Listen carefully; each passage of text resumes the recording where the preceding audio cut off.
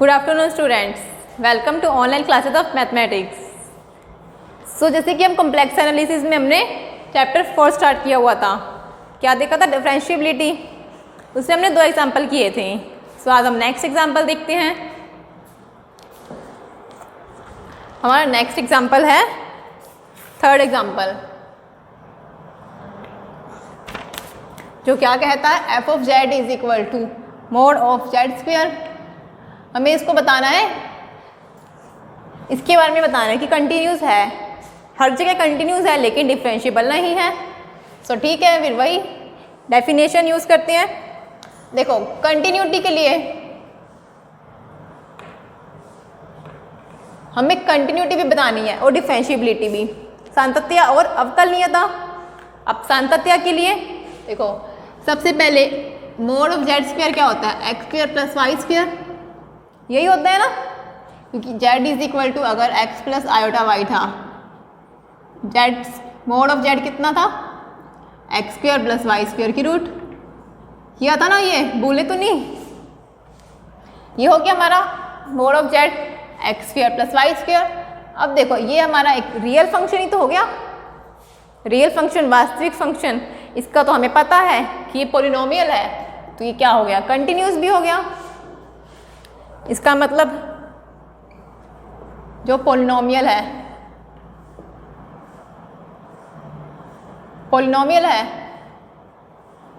And सर्वत्र continuous है, सभी पॉइंट पे सर्वत्र संतत है, इसलिए हमारा F of Z mod of Z square क्या हुआ, सर्वत्र कंटिन्यूस, सभी पॉइंट पर कंटिन्यूस हो गया। कंटिन्यूटी निकाल ली। अब differentiability, अवकलनीयता।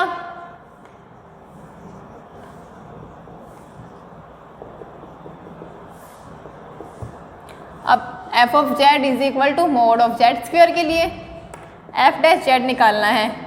Limit of delta Z tends to 0, F of Z plus delta Z minus F of Z upon में डेल्टा जेड। कोई भी आर्बिट्रेरी पॉइंट पे सभी पाई निकालना है हमें ये। अब डिफाइन करें इसको, क्या वैल्यू थी, Z plus mod of delta Z की whole square minus mod of Z square upon में delta Z. Mod of Z square कितना होता था, जेड जेड बार, बहुत बार यूज की थी ना ये प्रॉपर्टी, तो हमने फर्स्ट चैप्टर में। अब डेल्टा जेड टेंड्स टू 0। अब मोड ऑफ जेड स्क्वायर को क्या लिख सकते हैं, Z plus delta Z, Z plus delta Z की conjugate minus Z Z bar upon में डेल्टा जेड। अब आपस में सॉल्व करते हैं इसको।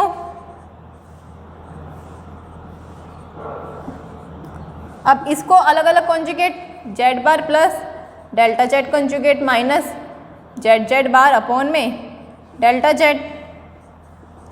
मल्टीप्लाई किया अगर इनको आपस में, इसको और इसको, क्या मिलेगा, Z Z bar plus Z delta Z bar plus delta Z dot Z bar plus delta Z bar minus Z Z bar upon में डेल्टा जेड। इससे ये कैंसिल। अब क्या टर्म आई हमारे पास, limit of delta Z tends to 0। अब इसको अलग अलग सबसे भाग दे सकते हैं। क्या क्या टर्म मिली, एक मिली Z delta Z bar upon में डेल्टा जेड, दिस अपॉन में दिस। अब इसको डेल्टा जेड से delta Z cancel, Z bar, इसके लिए delta Z cancel plus delta Z bar, यही टर्म आई। अब इसकी लिमिट निकालनी है। देखो, जब जब डेल्टा जेड टेंड्स टू 0 होगा, इसका मतलब delta X and delta Y, अब ये ही 0 है तो डेल्टा जेड बार भी तो टेंड्स टू 0 ही होगा। डेल्टा जेड बार क्या होता था, delta X minus iota delta Y, तो ये भी 0 होगा। इसका मतलब अब हमें क्या पता चला, एफ डैश जेड। देखो, अगर डेल्टा जेड बार 0 की तरफ जा रहा है इसका मतलब ये वैल्यू कितनी आ गई हमारी 0। क्या मिला, limit of delta Z tends to 0 Z delta Z bar upon में delta Z plus Z bar, यही मिला। क्योंकि ये वैल्यू तो हमारी 0 ही हो गई, 0 की तरफ टेंड, तो हमारी आ गई टर्म ये। अब हमें इसकी लिमिट निकालनी है।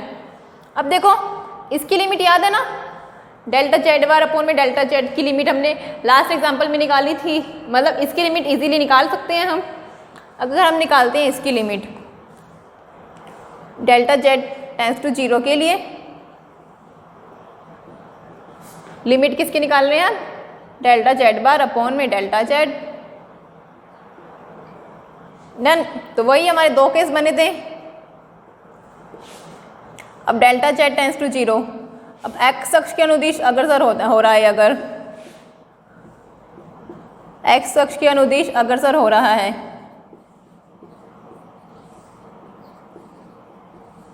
तो क्या होगा, जैसे कि एक्स अक्ष के अनुदिश जाता है अगर ये, तो क्या होता है y0, एक्स एक्सिस पे y0 होता है।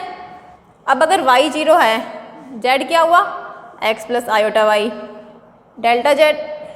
अब देखो y0 हुआ, यहाँ पर z कितनी आया x, अब मतलब डेल्टा z कितना आया डेल्टा x, यही आएगा delta z is equal to delta x। मतलब अगर डेल्टा z टेंस टू 0 हो रहा है x अक्ष के अनुदिश, मतलब डेल्टा x भी 0 होगा x अक्ष के अनुदिश। अब हमें लिमिट निकाल रहे थे हम डेल्टा जेड बार अपॉन में डेल्टा जेड, लिमिट ऑफ, अब डेल्टा जेड बार को क्या लिखते हैं हम, देखो जब जेड बार ये है X plus iota Y, delta Z bar होता है X delta X plus iota delta Y. Delta Z bar कितना था, delta X minus iota delta Y, यही था। अब देखो डेल्टा जेड है अगर डेल्टा एक्स, तो डेल्टा जेड बार कितना होगा डेल्टा एक्स बार, क्योंकि डेल्टा एक्स तो रियल ही हो गया ना हमारा, रियल नंबर का कॉन्जुगेट तो वही होगा, कॉन्जुगेट करने पर वही डेल्टा एक्स ही। डेल्टा जेड और डेल्टा जेड बार की वैल्यू निकल गई। डेल्टा जेड बार कितना आया डेल्टा एक्स, डेल्टा जेड कितना वो भी आया हमारा delta X, limit of delta X tends to 0, क्योंकि डेल्टा जेड 0 की तरफ जाने का मतलब डेल्टा एक्स 0 की तरफ। अब limit of delta X tends to 0 1, constant की लिमिट तो वही कांस्टेंट। अब सोच रहे हो कि कल एग्जाम्पल में तो कुछ और किया था, जो कल वाला एग्जाम्पल था ना उसमें थोड़ी सी गलती हो गई थी, आपकी बुक में भी गलत दिया हुआ है। जैसे कि कल वाले एग्जाम्पल में हमने क्या किया था, अगर एक्स अक्ष के अनुदिश जा रहा है तो हमने लिया था डेल्टा y0, जैसे कि आपकी बुक में ये दिया हुआ है, बट ये नहीं आएगा। जब एक्स अक्ष के अनुदिश जा रहा है तो देखो यहाँ से ये प्रोसीजर है ना, अगर एक्स अक्ष के अनुदिश जा रहा है तो y0 होता है, ये हमें पता है, एक्स अक्ष पे y0। अब y0 है तो z की वैल्यू x, अब z की वैल्यू x है तो z के अंदर जो चेंज होगा वैसे ही x के अंदर चेंज होगा डेल्टा x। अब delta z is equal to delta x था, तो delta z bar delta x, क्यों, इसकी कॉन्जुगेट करने पर हमें यही मिलेगा डेल्टा x ही। तो डेल्टा z बार कितना हो गया डेल्टा x, क्योंकि ये रियल है, x रियल है तो डेल्टा x भी रियल वास्तविक। अब अगर डेल्टा z 0 की तरफ जाता है तो हमारा डेल्टा x 0 की तरफ जाना होगा।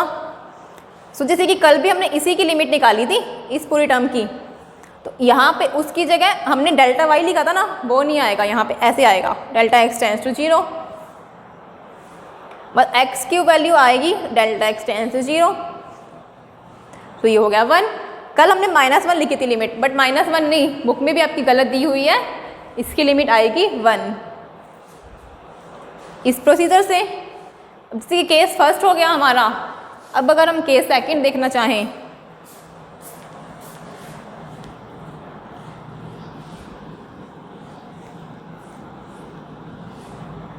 केस सेकंड में क्या होगा,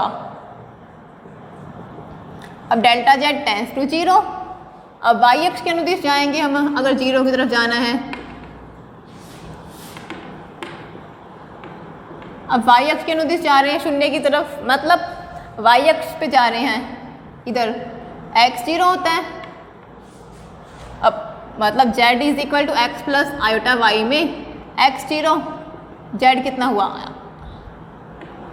आयोटा वाई, अब इसका डेल्टा z कितना होगा आयोटा डेल्टा वाई, इसका कॉन्जुगेट करना है आयोटा डेल्टा वाई का कॉन्जुगेट, मतलब आयोटा की कॉन्जुगेट एंड डेल्टा वाई का कॉन्जुगेट, आयोटा कॉन्जुगेट आयोटा को replace minus iota, delta Y का कॉन्जुगेट, डेल्टा वाई तो हमारा रियल नंबर था, उसका कॉन्जुगेट तो हमारा डेल्टा वाई ही आएगा, डेल्टा जेड की वैल्यू इतनी आ गई। अब अगर Z is equal to iota Y था, डेल्टा जेड जा रहा था 0 पे, तो डेल्टा वाई जाएगा 0 की तरफ, डेल्टा वाई भी 0 की तरफ।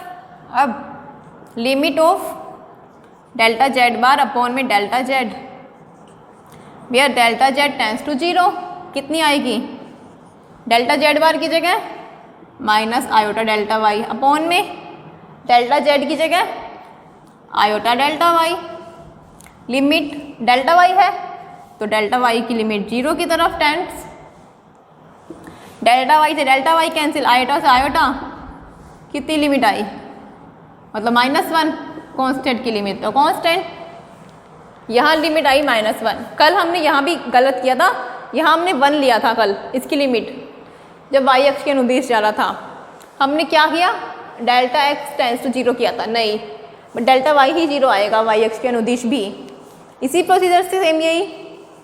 सो कल वाला एग्जाम्पल में हमने किया था ना, लिमिट निकाली थी, सो यही वाला प्रोसीजर आएगा, सेम यही स्टेप आएंगे कल वाले एग्जाम्पल में भी। सो उसको थोड़ा करेक्शन कर लेना, ठीक। सो ये हो गया हमारा, देखो अगर एक्स अक्ष के अनुदिश जा रहा था तो लिमिट आई 1, वाई अक्ष के अनुदिश -1, बट अगर लिमिट एग्जिस्ट होती, चाहे कोई भी अक्ष के अनुदिश जाएँ, लिमिट सेम आनी चाहिए, इसका मतलब डेल्टा जेड बार अपॉन में डेल्टा जेड की लिमिट एग्जिस्ट नहीं है। कल भी हमने यही किया था, लिमिट 1 और -1 आई थी, लिमिट तो हमारी कल भी अलग अलग आई थी, डायरेक्ट आंसर तो हम कल भी यही कह रहे थे और आज भी यही कह रहे हैं कि लिमिट एग्जिस्ट नहीं होगी उसकी अलग अलग पथ के अनुदिश, बट हमें पता तो हो कि किस अक्ष के अनुदिश 1 आएगी, किस के अनुदिश -1, ओके। तो अब यहाँ हमें पता चल गया कि डेल्टा जेड अपॉन में डेल्टा जेड बार अपॉन में डेल्टा जेड की लिमिट एग्जिस्ट नहीं है। इक्वेशन 2 दे दो और 1 दे दो,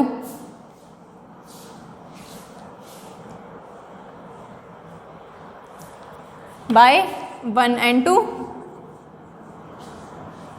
लिमिट अलग अलग आ रही है, लिमिट पथ पर डिपेंड कर रही है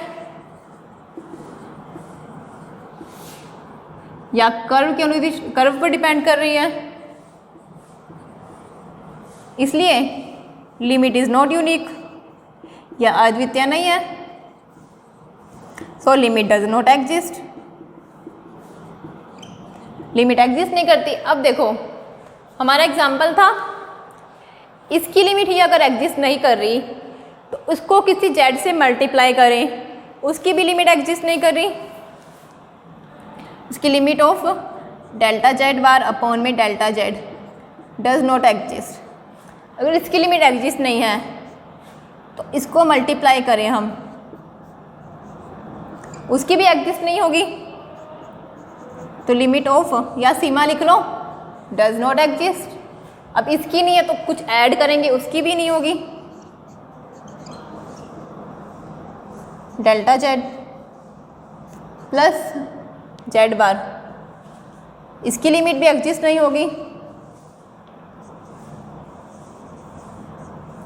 मतलब ये क्या था हमारा एफ डैश जेड, इसलिए एफ डैश जेड क्या होगा, एफ डैश जेड के लिए लिमिट एग्जिस्ट नहीं होगी, इस पूरी टर्म की लिमिट एग्जिस्ट होनी चाहिए, इसलिए जो हमारा फंक्शन था एफ जेड क्या होगा, अब कहीं भी अवकलनीय नहीं होगा क्योंकि किसी भी पॉइंट पर एग्जिस्ट नहीं कर रही ना लिमिट, जेड हम आर्बिट्रेरी पॉइंट लेके चले थे स्टार्टिंग से ही, कहीं भी अवकलनीय नहीं है, अवकलनीय नहीं है। जैसे कि ये एग्जांपल लिया था हमने मोड ऑफ जेड स्क्वायर, ये क्या था, कंटिन्यूस तो था लेकिन डिफरेंशिएबल नहीं था। तो जैसे कि हमने एक थ्योरम करी थी ना, डिफरेंशिएबल होगा तो continuous, but converse part continuous होना जरूरी नहीं है कि डिफरेंशिएबल हो। सो ये एग्जांपल मिल गया जो हमें कंटिन्यूस है लेकिन डिफरेंशिएबल नहीं है। डन। सो ये हो गया हमारा थर्ड एग्जांपल। सॉरी यहाँ कहीं भी नहीं आएगा। देखो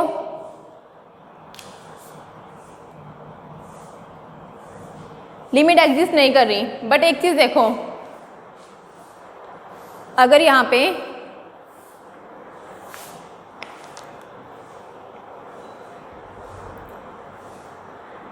z इज इक्वल टू 0 लेते हैं, अगर हम मूल बिंदु पर ही लेते हैं तो क्या आता,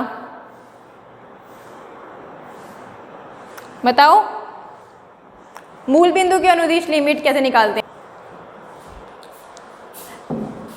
देखो जैसे कि हमें इसकी लिमिट तो अलग अलग आ गई, डेल्टा जेड बार अपॉन में डेल्टा जेड की, यहाँ पे 1, यहाँ -1, इसकी लिमिट एग्जिस्ट नहीं कर रही। तो अगर हम इसको मल्टीप्लाई करेंगे जेड से, उसकी लिमिट भी एग्जिस्ट नहीं होगी। क्यों? क्योंकि मिलेगा हमें, अगर इस केस में तो हमें मिलेगा एफ डैश जेड, कितना मिलेगा, चलो ये छोड़ो, एग्जिस्ट नहीं कर रही, बट यहाँ भी करेंगे जेड बार एग्जिस्ट नहीं है। कब? जब जेड नॉट इक्वल टू 0, मूल बिंदु के अलावा। क्यों? क्योंकि अगर हमने मूल बिंदु लिया ओरिजन, जैसे अगर हमने ओरिजन लिया एफ डैश जेड की वैल्यू कितनी आई यहाँ पर, इसकी लिमिट देखो जेड, अब इस टर्म की लिमिट कितनी आई, हमने निकाल ली F1, मतलब z.1 प्लस जेड बार। अब इसकी लिमिट निकालनी है ना हमें मिला z प्लस जेड बार, यही टर्म आएगी। यहाँ जैसे कि हमने लिखा ये डज नॉट एग्जिस्ट, बट अगर हमें मूल बिंदु पर देखें, मतलब z इज इक्वल टू 0, मूल बिंदु के लिए यही करते थे, स्टार्टिंग में डेफिनेशन में भी किया था। अगर हम करें z 0, जेड बार भी 0, 0 प्लस 0 हमारा मिल गया 0, एफ डैश 0 कितना आ गया हमारा 0। और वैसे ही अगर यहाँ करें हम 4z नॉट इक्वल टू 0, अगर हम यहाँ करें इस केस के लिए F dash Z, second case के लिए तो एफ डैश जेड कितना आएगा, जेड, इसकी limit delta Z bar upon में डेल्टा जेड की लिमिट कितनी आ रही है हमें, -1, मतलब Z into -1 plus Z bar कितना मिला, -z प्लस जेड बार, ये मिला। अब देखो जब z नॉट इक्वल टू 0 था, जो ये वाली वैल्यू है एग्जिस्ट नहीं होगी, क्योंकि यहाँ पर तो ये आ रही है और यहाँ पर ये आ रही है, मतलब अलग अलग वैल्यू आ रही है, एग्जिस्ट नहीं होगी। बट अगर वही z इज इक्वल टू 0 लें हम, तो क्या आएगा, 0 प्लस 0 मतलब 0। अब 0 पर लेंगे तो लिमिट दोनों पे सेम ही आ रही है, कोई भी पाथ लें, यहाँ पे भी 0, x अक्ष के अनुदिश भी, y अक्ष के अनुदिश भी 0 आ रही है लिमिट। इसका मतलब हमारी लिमिट तो एग्जिस्ट कर रही है, किस पॉइंट पर, मूल बिंदु पर, 0 पर, ओनली मूल बिंदु पर लिमिट एग्जिस्ट कर रही है। क्योंकि जब मूल बिंदु के अलावा हो रहा था ये, इसकी एग्जिस्ट नहीं है, इसकी भी एग्जिस्ट नहीं है, इसकी एग्जिस्ट नहीं है, कैसे कि ये एग्जिस्ट नहीं है, z minus Z plus Z bar, और ये अलग अलग आ रही है वैल्यू। इसको नाम दे दो अगर इक्वेशन 2, इक्वेशन 3, एंड यहाँ इक्वेशन 4 दे दो। Then does not exist by 2 and 4, इस इक्वेशन से और उस इक्वेशन से वैल्यू अलग अलग आ रही है, लेकिन जब z इज इक्वल टू 0 था, z इज इक्वल टू 0 पर तो वैल्यू सेम ही आ रही थी लिमिट की, इसका मतलब एग्जिस्ट कर जाएगी। एफ ऑफ जेड की z इज इक्वल टू पर एफ डैश जेड कितना आ रहा है, हमें 0 मिल रहा है, मतलब लिमिट एग्जिस्ट हो रही है। इसका मतलब जो हमारा ये वाला फंक्शन था ना, z इज इक्वल टू 0 पर तो डिफरेंशिएबल है, बट 0 के अलावा कहीं भी डिफरेंशिएबल नहीं है, ओनली 0 पर ही डिफरेंशिएबल है। बट फिर भी अगर डिफरेंशिएबल नहीं है, मतलब कंटिन्यूस है बट 0 के अलावा डिफरेंशिएबल नहीं है, तो अभी हमारी थ्योरम का तो वो प्रूफ हो ही रहा है ना, हम कह सकते हैं कि कंटिन्यूस है लेकिन डिफरेंशिएबल नहीं है। ओके, सो यहाँ पर ये देख लेना, ध्यान रखना इस चीज़ का।